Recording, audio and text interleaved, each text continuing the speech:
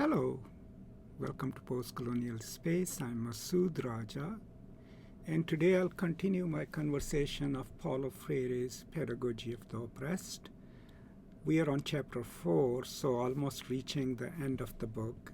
And in today's conversation, I'll be covering from page 133 to page 138. So let's read the first few passages first, and then I'll come back and we can talk about it. Scientific revolutionary humanism cannot, in the name of revolution, treat the oppressed as objects to be analyzed and, based on that analysis, presented with prescriptions for behavior. To do this would be to fall into one of the myths of the oppressor ideology, the absolutizing of ignorance. This myth implies the existence of someone who decrees the ignorance of someone else. The one who is doing the decreeing defines himself and the class to which he belongs as those who know or were born to know. He thereby defines others as alien entities. The words of his own class come to be the true words, which he imposes or attempts to impose on the others. The oppressed, whose words have been stolen from them. Those who steal the words of others develop a deep doubt in the abilities of the others and consider them incompetent. Each time they say their word without hearing the word of those whom they have forbidden to speak, they grow more accustomed to power and acquire a taste for guiding, ordering, and commanding. They can no longer live without having someone to give orders to. Under these circumstances, dialogue is impossible. Scientific and humanist revolutionary leaders, on the other hand, cannot believe in the myth of the ignorance of the people. They do not have the right to doubt for a single moment that it is only a myth. They cannot believe that they and only they know anything, for this means to doubt the people. Although they may legitimately recognize themselves as having, due to their revolutionary consciousness, a level of revolutionary knowledge different from the level of empirical knowledge held by the people, they cannot impose themselves and their knowledge on the people. They cannot sloganize the people, but must enter into dialogue with them, so that the people's empirical knowledge of reality, nourished by the leader's critical knowledge, gradually becomes transformed into knowledge of the causes of reality. It would be naive to expect oppressor elites to denounce the myth which absolutizes the ignorance of the people. It would be a contradiction in terms if revolutionary leaders were not to do so, and more contradictory still were they to act in accordance with that myth. The task of revolutionary leaders is to pose as problems not only this myth but all the other myths used by the oppressor elites to oppress. If instead revolutionary leaders persist in intimating the oppressor's methods of domination, the people may respond in either of two ways. In certain historical circumstances, they may become domesticated by the new contents which the leaders deposit in them. In other circumstances, they may become frightened by a world which threatens the oppressor housed within them. In neither event do they become revolutionary. In the first case, the revolution is an illusion. In the second case, an impossibility. Some well-intentioned but misguided persons suppose that since the dialogical process is prolonged, which incidentally is not true, they ought to carry out the revolution without communication by means of communiques, and that once the revolution is won, they will then develop a thoroughgoing educational effort. They further justify this procedure by saying that it is not possible to carry out education, liberating education, before taking power. It is worth analyzing some fundamental points of the above assertions.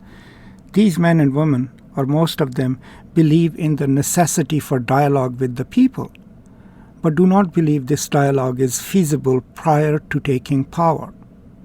When they deny the possibility that the leaders can behave in a critically educational fashion before taking power, they deny the revolution's educational quality as cultural action, preparing to become cultural revolution.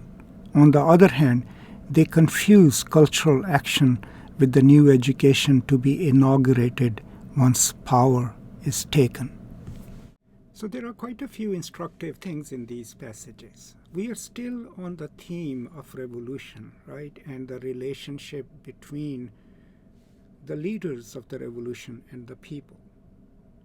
And what Freire, in my opinion, is trying to teach us is the distinction between an unreflective revolutionary movement and a revolutionary movement that is deeply informed by what he has discussed in the previous chapters. So let me unpack, first of all, what does he mean by scientific revolutionary humanism, because he's juxtaposing it against the uncritical humanism of the oppressor class. So scientific revolutionary humanism, in my understanding, basically means that a kind of humanistic praxis that knows that people have to be active participants in the revolutionary act, that they are capable of learning, and that the leaders can learn from them, and that there has to be a dialogical exchange between the two constituencies. Because that is what the oppressors will not do, right? An oppressive mentality would already assume, remember the term absolutization of the people, which that literally means that they'll be working with the stereotypes, that these people are dumb, they don't know anything, we have to teach them something. And what Freire is teaching us is that that is absolutely not what revolutionary humanism and a revolutionary movement ought to do.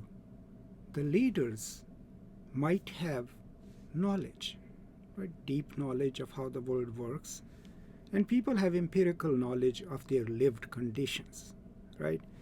The leaders cannot go to the people and say, we understand the world, so let us teach you. No. They must take what they know, like Gramsci's organic intellectuals, right? And they must go to the people and learn from them of their lived experiences, as we learned in chapter 3 how to do that, right?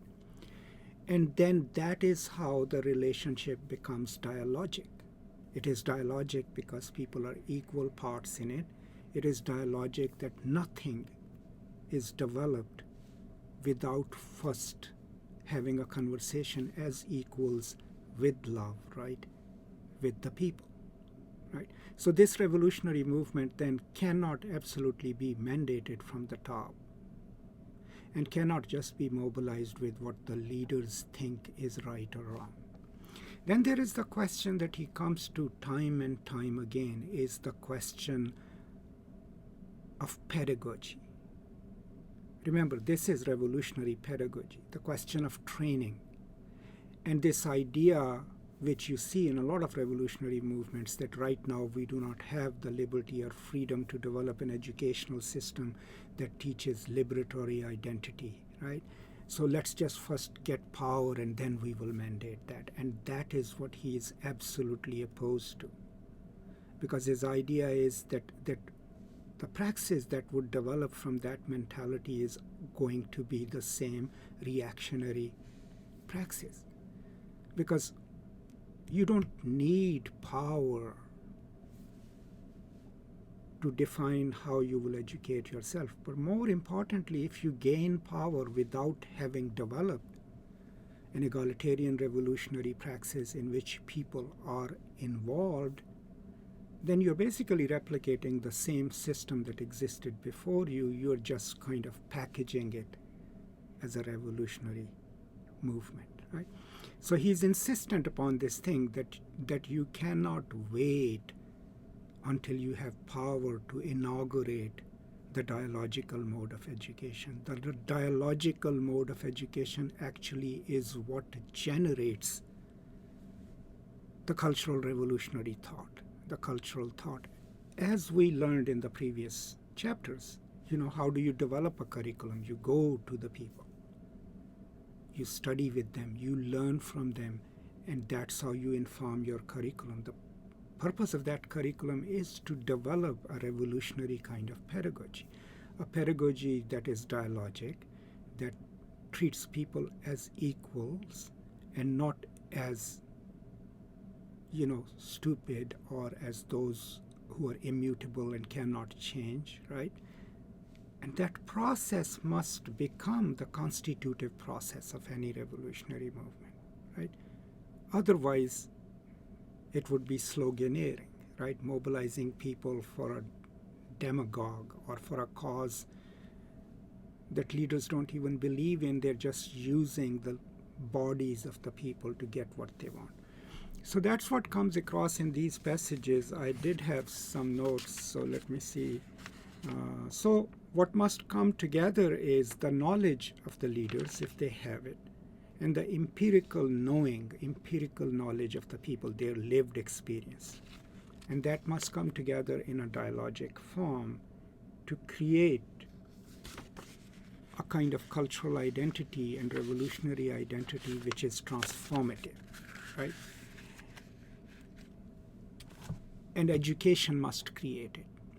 Now, remember, education for Freire is not just a passive act. We already know that if you have followed these conversations. But it's a revolutionary praxis. Now, the Internet Encyclopedia of Philosophy really has a great article which traces influences on Freire, and I'll post a link to it. Please do read it. But so far, this is my understanding of these passages that I just read to you, and let's continue and read a little more, and then I'll talk to you about it. I have already affirmed that it would indeed be naive to expect the oppressor elites to carry out a liberating education. But because the revolution undeniably has an educational nature, in the sense that unless it liberates, it is not revolution, the taking of power is only one moment, no matter how decisive in the revolutionary process. A process, the before of the revolution, is located within the oppressor society and is apparent only to the revolutionary consciousness. The revolution is born as a social entity within the oppressor society. To the extent that it is cultural action, it cannot fail to correspond to the potentialities of the social entity in which it originated. Every entity develops or is transformed within itself through the interplay of its contradictions. External conditioners, while necessary, are effective only if they coincide with those potentialities. The newness of the revolution is generated within the old, oppressive society. The taking of power constitutes only a decisive moment of the continuing revolutionary process. In a dynamic rather than static view of revolution, there is no absolute before or after with the taking of power as the dividing line. Object which mediates, interaction, reality to be transformed, object which mediates, object, the reality to be preserved, object, the oppressed as part of reality, objective for humanization, objective for objective, the preservation of oppression. Originating in objective conditions, revolution seeks to supersede the situation of oppression by inaugurating a society of women and men in the process of continuing liberation. The educational, dialogical quality of revolution, which makes it a cultural revolution as well, must be present in all its stages. This educational quality is one of the most effective instruments for keeping the revolution from becoming institutionalized and stratified in a counter-revolutionary bureaucracy. For counter-revolution is carried out by revolutionaries who become reactionary. Were it not possible to dialogue with the people before power is taken, because they have no experience with dialogue, neither would it be possible for the people to come to power, for they are equally inexperienced in the use of power. The revolutionary process is dynamic. It is in this continuing dynamics in the praxis of the people with the revolutionary leaders that people and the leaders will learn both dialogue and the use of power. This is as obvious as affirming that a person learns to swim in the water, not in a library. Dialogue with the people is neither a concession nor a gift, much less a tactic to be used for domination. Dialogue as the encounter among men to name the world is a fundamental precondition for their true humanization. In the words of Gejo Petrovic, a free action can only be one by which a man changes his world and himself. A positive condition of freedom is the knowledge of the limits of necessity, the awareness of human creative possibilities. The struggle for a free society is not a struggle for a free society unless through it an ever greater degree of individual freedom is created. If this view be true, the revolutionary process is eminently educational in character.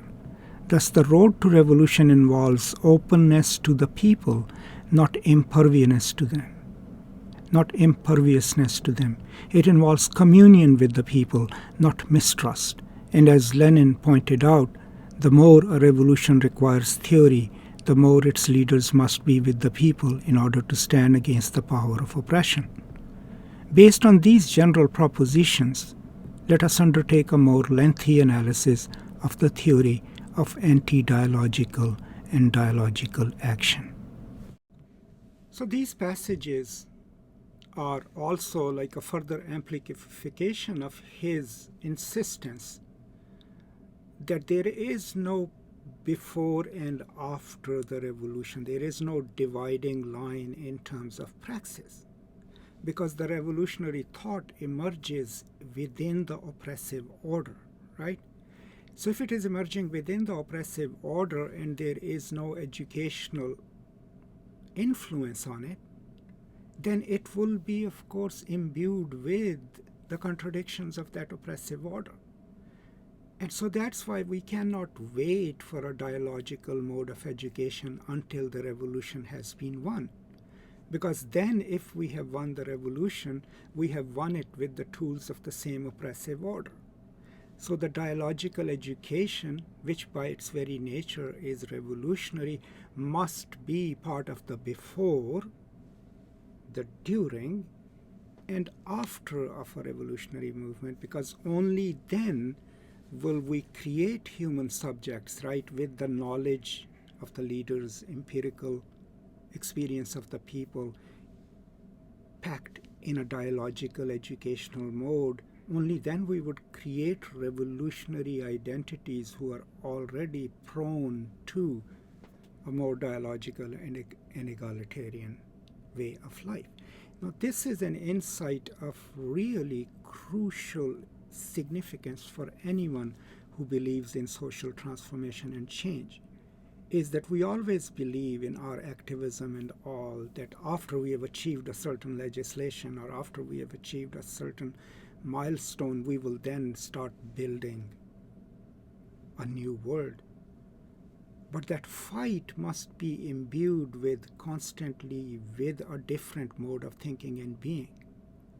If our identities are still constituted by the system in which we exist and have not been put to question or have not been put to a dialogical mode of relearning ourselves, then what we are fighting for is within the system of the oppressor, within the logic of that system.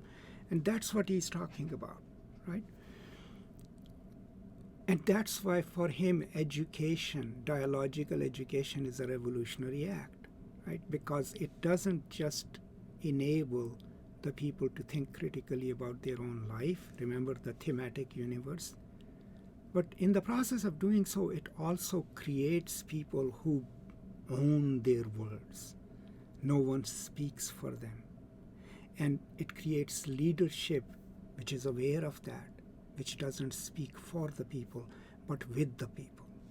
So overall, by the end of this section, he's kind of emphasized the point that the dichotomy cannot exist between the leader's thinking and people's actions, right? There must be a dialogical understanding of the both, that the revolution cannot be imposed from the top. And 3, any revolutionary movement that does not involve the voice of the people will end up being the same oppressive order that it has replaced. So by this point in the book, we've already understood, or we are understanding, that the dialogical education is crucial not just to bringing about change, but it is crucial before we actually start fighting for the change. Because only then we will create identities who are constructed by that way of thinking the social, that way of thinking the self, and then go beyond that. So these are some of my thoughts on this section, and I will go on to finish this in the next installments. I hope you've been with me throughout. I hope this is useful to you.